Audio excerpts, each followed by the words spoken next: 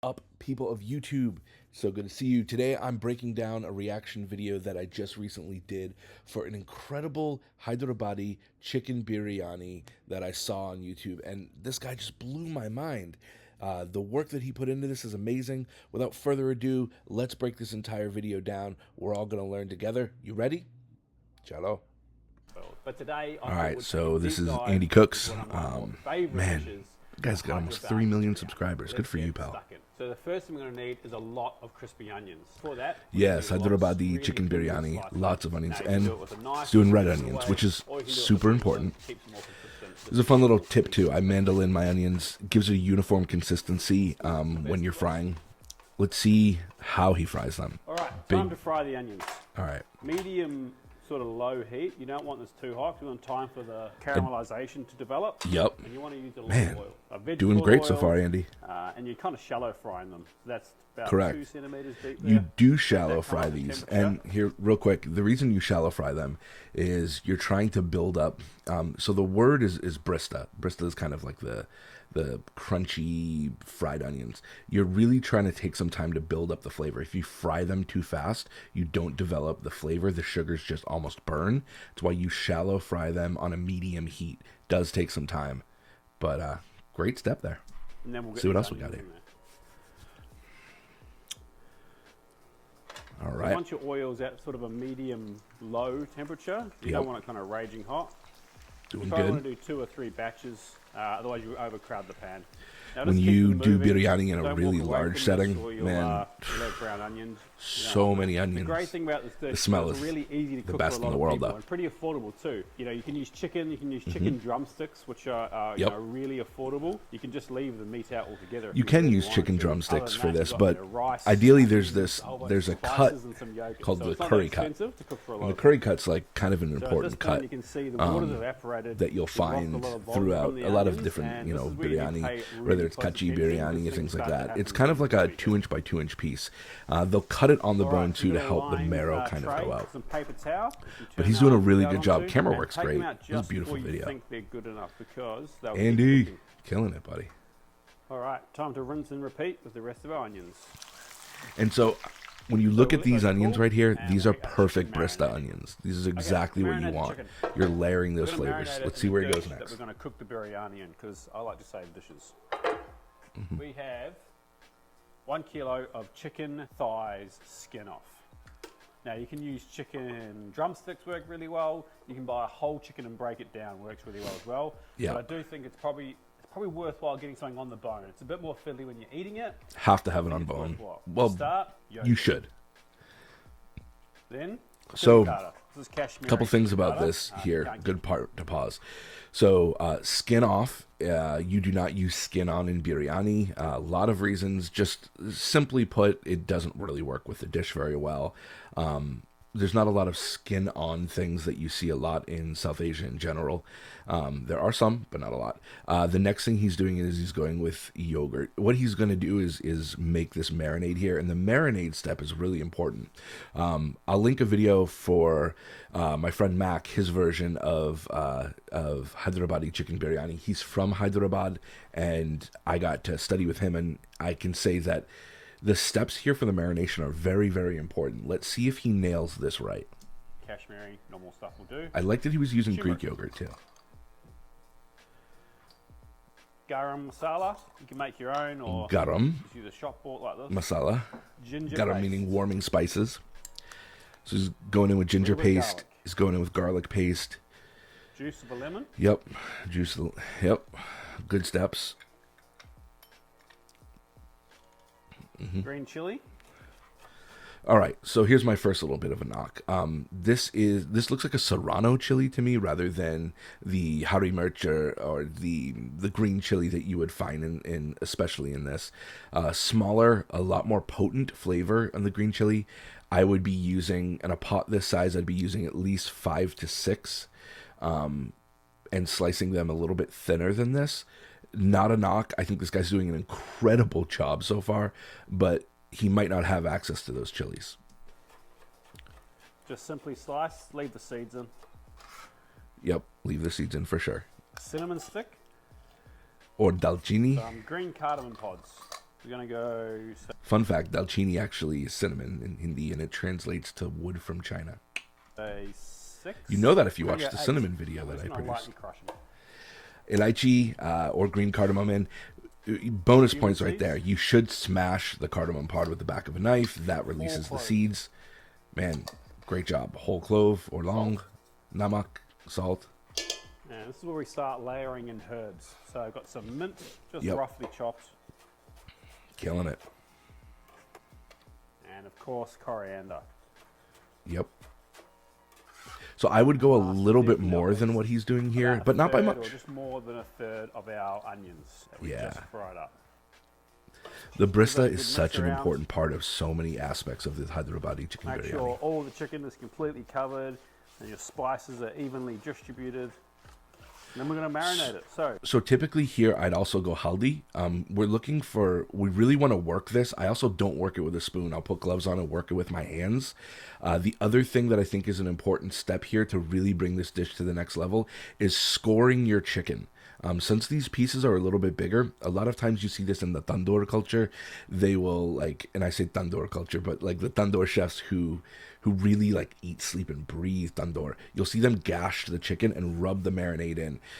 Spoons in the West don't really get it. You need to massage these ingredients in. You can marinate this for 24 hours in the fridge. This guy's doing incredible for the record. This is one of the better versions of Hyderabadi chicken biryani I've seen. So that you do it for at props, least 4 Andy. hours, if not 24 hours. But yeah, really work the chicken around. Yep. Because you want some of all those spices and everything to be nice and evenly distributed. Sure do. Clean down your sides so that marinade's all in there. Chuck the lid on, and we'll pop it in the fridge for 4 hours. Our chicken, you can go overnight. It's time to start getting our rice. Now, you want an aged basmati rice. Very important. Should be like a nice color like this, kind of goldeny brown almost. So let's talk about rice, because rice is a quintessential part of biryani. Basmati rice comes in a lot of different forms. People think basmati just must be basmati. He's right on aged basmati. What I'd like to do here is I use Tilda brand a lot. I'm a huge fan of Tilda. I think they do an incredible job with all of their stuff. So I would really recommend them. Cooking of the rice is really a hard part. So let's see. It's still something I work on all the time. First up, we need to wash it into a large bowl and over to the sink. Sure do need to wash it. And we're going to rinse it 2 times. Okay, so he said rinse it 2 times. Typically, the first thing I learned from Indra way back in the day when I started learning food from the subcontinent was you wash the rice until it's clear. And I promise you, that's more than 2 times. What we're trying to do here is remove any impurities, but we're also trying to get rid of some of the starch. When you cook rice, it basically cracks and it releases this starchy kind of watery liquid. Well, it takes the starch and infuses it into the water. What we're trying to do here is wash some of this free so that the grains are perfect and even. So I would recommend more than 2 times, always cold water, by the way. But you wash the rice and massage the rice, keep letting that go and wash it until it's clear. I also soak the rice for at least 1 hour before this step.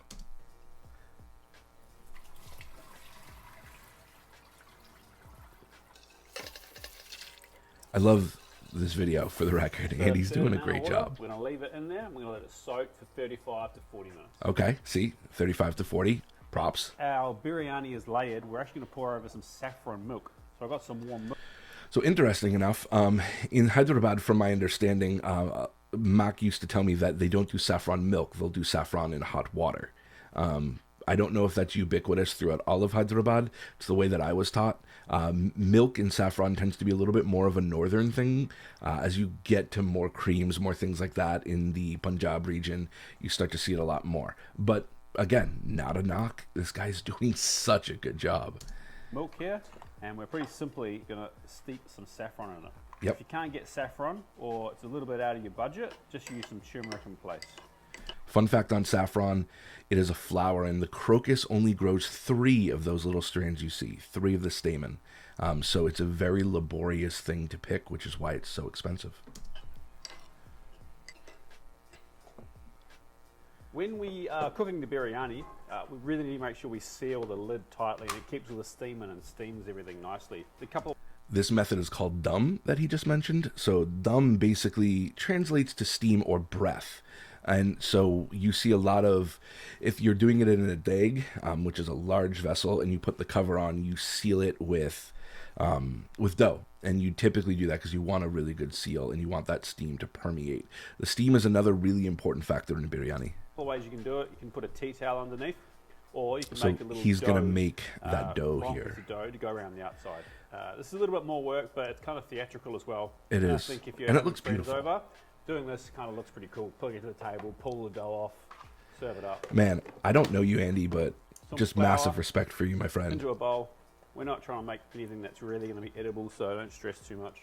It's crazy. I've Water in never the seen middle, anyone who and bring it together. who's put so much work So into you want a this pretty workable besides dough. You don't want me it and too obviously dry or people too in the wet. culture who are You have to roll masters. it out like a big log. If it's too wet, it will kind of, when the steam hits it, it will kind of melt away almost. Yep, he's 100% right.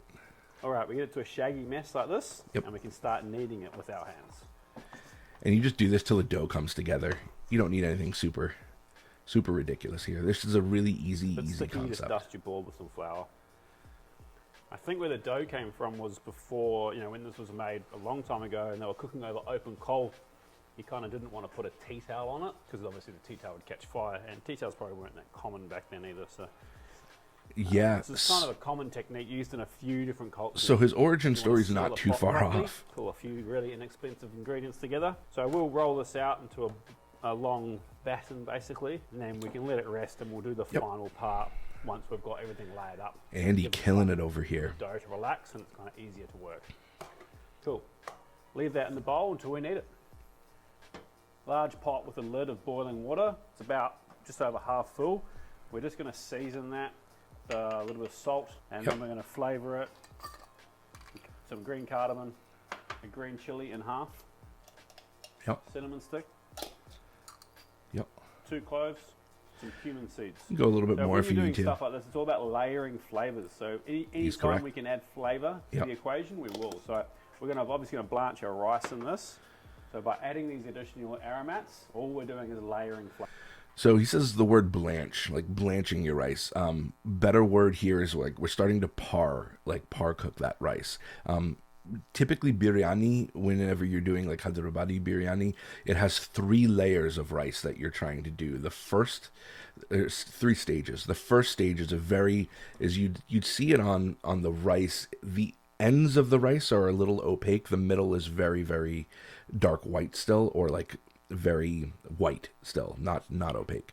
As you get to stage 2, that opacity comes in a little bit. Stage 3, the rice is basically cooked, and stage 1 rice goes right near the bottom of the pot. Stage 3 rice goes on the top. And if you think about how it works, heat comes up, hits the top of the pan, and then creates moisture that trickles down. So our most cooked rice needs to be at the top of it.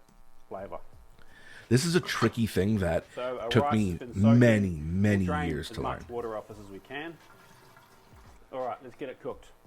Let's get So it we're cooked. gonna put our temperature on hot, because as soon as this rice goes in, it's going to drop the temperature. So we're going to be really careful. I can't emphasize this enough. I'm going to cook this rice till it's just cooked. It's like really al dente. It's still got a bit of bite in there, but it's still going to cook once we layer it with our chicken in the final dish.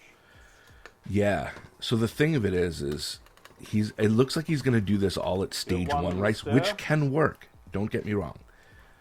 But And then to get the really lid on. get this dish Basically, we're looking for this to come up to the simmer to its again. mastery Once level, comes it's to the 3 simmer, stages we can of probably rice. check it, 'cause it's probably ready. This Man, really Andy's won't take long. awesome. We're talking 4 or 5 minutes, I'd say, max. All right, we're just starting to see it start to boil. Just to be really careful at this point, because we do not want to overcook this. I'm going to tell you right Don't now, be I would afraid to eat take this grain out. biryani and be stoked to Haven't eat this tasted, not biryani. quite yet. Close though. Killing it, Andy. Yeah. That smell right there. All right, we're good. We're coming So, out. fun stage here. So here's a couple things that I think he's missing in this dish to give it another level of aromatics. Because a true biryani, not true, a really fantastic biryani develops a lot of not only just flavor, but a lot of scent. And some of the ways that you do that is a little bit of rose, a little essence of rose into the water here. Also kera, which is the essence of a screw pine tree. It's kera water. You find this a lot in desserts and matai in India. But those two things are little tricks that I use. And you're only using a small amount because a little goes a very long way. So really like small amount. Put that into the water there, and again you're kind of getting those aromatics and building another layer that really, when you open the top of the biryani, I think it's the greatest smell in the world. All right, time to get everything else ready and layer this bad boy. Indeed. Chicken from the fridge onto the heat, high temperature. So we're not trying to cook the chicken at this point, we're just trying to kind of start the process happening. We're going to do about 4 or 5 minutes on high temperature. We'll keep stirring it pretty well, and then we're going to remove half the chicken and start the layering. Fair. I don't go high. I go medium on this because yogurt can burn very easily, and if you burn yogurt, it's not a fun process. But this is beautiful. Incredible. It is. I love that smile right there, because if you've ever made biryani, you know that smile. That's the. So while our chicken is doing its thing over there, we'll get our little dough ready for the outside. So this dough is pretty wet. Use a bit of flour. Ooh, very wet. Man, Andy is just putting on a clinic right now. This is how you make Hyderabadi chicken biryani. And there's a lot of variations. Don't get me wrong. Don't come in the comments and be like, well, of course there's variations to this dish. Indian food changes every 30 kilometers. So, like, you're going to have regional variations. But as a baseline, this is so much more depth than what you'd find at any Western Indian restaurant right now. We're not here to cook the chicken. We're just here to kind of get it going, I guess. So I'm going to turn the heat off completely, and I'm going to pull out half of the chicken. So there's 6 big pieces in here. I'm going to pull out. Gorgeous. Now I want to make biryani for dinner. A little bit of the gravy. Not too much though. Okay. There's a word for this. I believe the word is like acne or something like that. Hit me up in the comments what the word for the gravy is. Now we start layering. I believe acne or something close to that. I don't remember fully. Sorry, it's a bit chefy of me, but I'm just going to clean up this pot. That's not chefy at all, my friend. That's exactly what you want to do. You want to scrape those sides to get all that stuff down. If we didn't back when I was you go, chef. Working for people in Europe. Nah, it's better. I do the same thing, my friend. Now we're in a clean pot. We can continue on. So, sprinkle our rice. See a cinnamon stick in there, just leave it, doesn't matter. Yep. Oh, even the rice smells good, so fragrant. So this is where I put stage 1 rice. Now the chicken okay. Back in. This is stage 1 rice where it's very al dente. Then I would layer here. I would hit it with brista. I would hit it with fresh aromatics. So, you know, you're a little bit of pudinia, mint, and cilantro. Yep, exactly. Coriander, mint, and then your next layer. So this next layer would be considered stage 2 rice, which is a little bit less al dente. Make sure it's nice and even. I also take out those chilies chilies right there because I add a little bit more chili into the marinade. More herbs. I also, I got to admit, I go crazy with the brista. Brista's just everything. And I'll typically do one more layer. Lid on. Yeah, so I'll typically do one more layer, but man, this is gorgeous. The other thing I found, and the other option is just to put a tea towel. You're right, you can tea towel, he's right there. The other thing is when you get these La Crucettes, the lids are so heavy that they really do keep a lot of steam in. So it doesn't ruin your biryani if you're doing it just at home and you don't need to do the dough step. Maybe you're gluten-free and you don't want to add any of that. That's nice okay. And sealed. We're going to go straight to maximum heat for 10 minutes. Then we're so going to turn it down right. I will say I don't do maximum heat. At this stage, it's very important to create steam without too much heat. Because remember, you have yogurt at the bottom of this. Especially since he's on an induction stove here, or on an electric, you're creating a lot of heat in the surface area. And so you don't have flames that are shooting up to hit the sides of this pan. What I do here is I'll put it on a medium heat, and then I will sit there and I will monitor this for about 7 minutes. What I'm looking to do is heat the bottom of that to create steam that hits the top of this pan. Now, obviously, we don't open the biryani, so this is all done off of like memory. And so after 7 minutes, I turn it down just a little bit and I cook it for another 10 to 15. And then I start going from there. Like typically my biryani process is I'll cook it on a medium to medium low heat for at least 45 minutes. But again, I'm on a much lower heat. Right down to really pretty low. So I'm going to go like number 2 here on this induction. Okay. And we're going to cook it for another 30 minutes. Yep. So he's at 30. So he just went higher heat, put it down to low, and cooked it for 30. 40 minutes in total. Yep, 40 minutes. See, there you go. 40 cracker open. I've never watched this video fully. I just started seeing the beginning of it and was like, yeah, I got to do a reaction to this. I'm not used to not being able to see what I do as I'm cooking. Same. Man, Andy, I'm a huge fan, bud. This is great. That smell. So, what we're looking for is nice individual grains of rice. Chicken nicely cooked. So instead of fluffing the rice here, what I do is I'll take a balta, which is kind of like a flat metal spatula. I'll slide it to the side of the pan and I will just ever so gently push. And I'm looking to see if the water has been absorbed. I'm looking to see how much water is in the bottom there. What I'm looking for is I'm looking for all that water to be basically evaporated and put into the rice here. And look at that. That is what we're after. Nice individual grains. If everything's good, then I start to mix it really well. And there's an entire process to the mixing that's an art form as well. So on a big tray or something, and you kind of want to plate this up in layers, the way that it comes out of the pot. You want to give it. So, all right, yes and no. Whenever you do biryani, there's like double masala rice, which is that rice that'll be closer to the bottom of it. That'll have more spice to it in general. So the double masala rice is is kind of what you want to give to people who like that bigger, bolder, spicier flavor. The top rice will have less spiciness to it in general and less spice overall. Still have a lot of flavor. So when I mix it, what I'm trying to do is I'm trying to blend it all together. Unless I'm serving this in a restaurant that's very traditional, then you would portion this out. It's a whole other art form that I'm still learning about as well. So this is gorgeous. See how each strand of rice is perfectly cooked? If you are not hungry looking at this, coriander and mint. Now we have a Hyderabadi biryani. Guess we better eat some. So, the most important part, what does it taste like? Man, I know that tastes amazing. Andy, you rock. I will say a couple of things. Number one, always serve this with a side of merchika salan. Salan is a really important part of this. Salan gives this peanutty just depth of flavor to it. Raita is also really important on this. Can you have it without it? Of course you can, because biryani is this perfect dish. But I love salan as a side.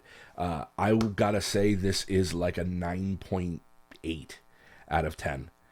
Really, he did an incredible job, and I'm just, wow, I'm blown away. This is the first video I've seen where somebody just put the work in to understand and to love this dish. So props, Andy. You're the man. Hope you guys like this format, and hope you guys learned something today. Let's do some more reactions. Cello.